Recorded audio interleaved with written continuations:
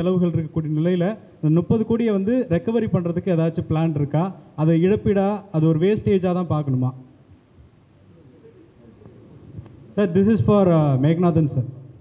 Okay, no, but so to give or clarify, because I thought I'll give more clarify on this, because this question is coming again and again, because people are saying, what about the 30 crores? So technically, the 30 crores which has been spent, firstly, half of the money was spent on the road, so we can't really take out the road, and it is not a waste because general public is using it throughout the time.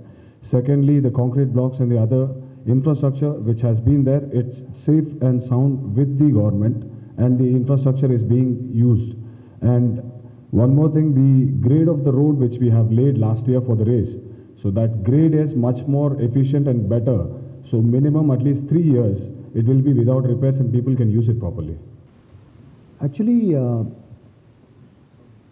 for any major event like this, அதில் ஒரு பங்கு ஸ்பான்சர்ஷிப்போட பங்கு இருக்கும்.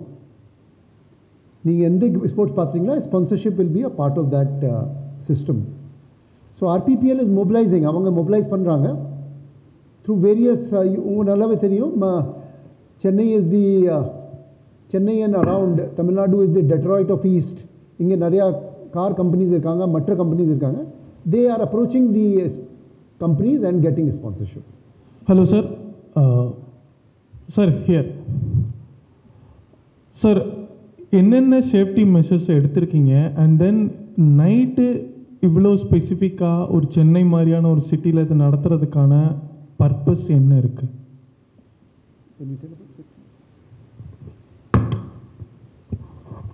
So coming to the safety point of view, we are going with all the safety norms according to the FI, because you do get the FI inspector from Europe. He inspects the whole track, he gives you a certificate that it is safe to run the race, and only then we race. So we are going with the international standards, firstly.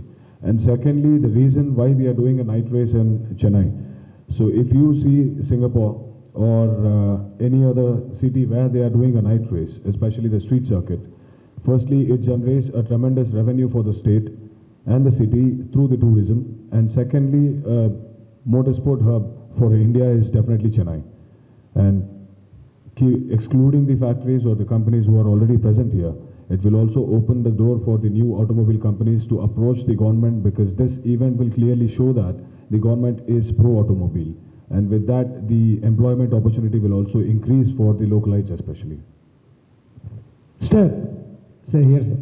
Sir, last year வந்து இந்த race நடத்ததாக இருந்தது, ஆனால் ஒரு விஷயத்தை cancel ஆகிடுச்சு. அதுக்கப்புறம் வந்து நீங்கள் வந்து ப்ரொஃபஸராக நடத்துகிறீங்க. ஏன் சென்னைக்குள்ளே நடத்துகிறீங்க? ஏன்னா நிறைய இடம் இருக்குது, ஃப்ரீயாகவே இடம் இருக்குது.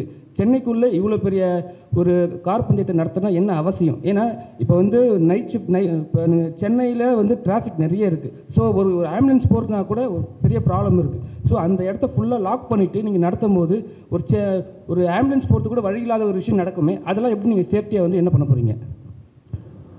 So firstly, the route which we have selected is not a busy route. Secondly, if at all, if any ambulance or any medical emergency is there, we do have the evacuation points where we don't need to be like stop the ambulance also. We do have the evacuation points where the ambulance can go ahead. So there shouldn't be an issue.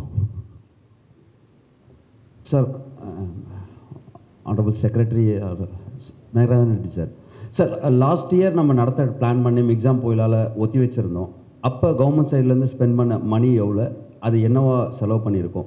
அந்த 42 கோடி ரூபா அளவுக்கு ஒதுக்கியிருந்தோம், அதில் எவ்வளோ செலவாக இருந்தது sir நம்மளுக்கு, particularly amount?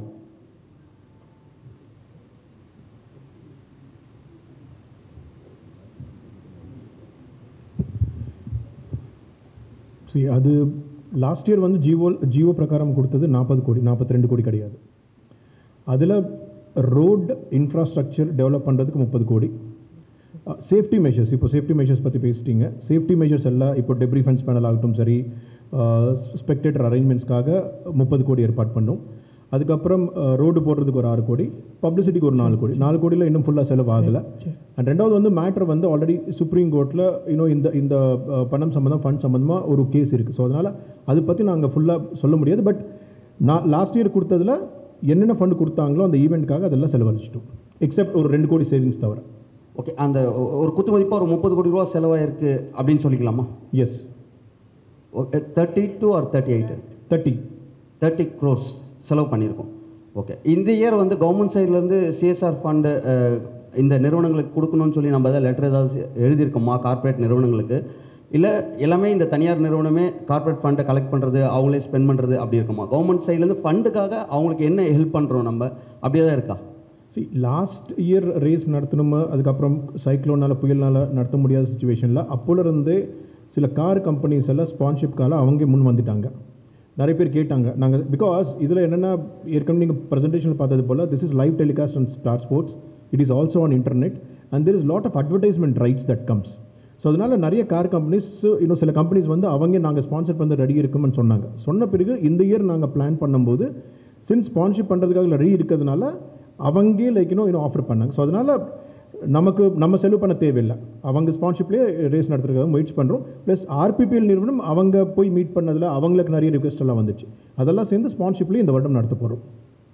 வழக்கமாக நம்ம தமிழ்நாட்டை பொறுத்த வரைக்கும் கபடி உள்ளிட்ட பல்வேறு விளையாட்டுகள், பாரம்பரியமான விளையாட்டுகளை முன்னிறுத்துவோம். செஸ் ஒலிம்பியாட் வெற்றிகரமாக நடத்தி முடித்தோம். இந்த மாதிரியான கேம்ஸ்க்கு நம்ம பிளான் பண்ணுவோம்.